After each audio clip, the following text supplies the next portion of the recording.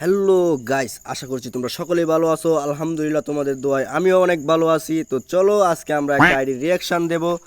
তো আমি ইউআইডিটা কপি করে নিয়ে আসছি। তো চলো আইডিটাকে রিয়াকশান দেওয়া যাক। ইউআইডি কপি করা আছে।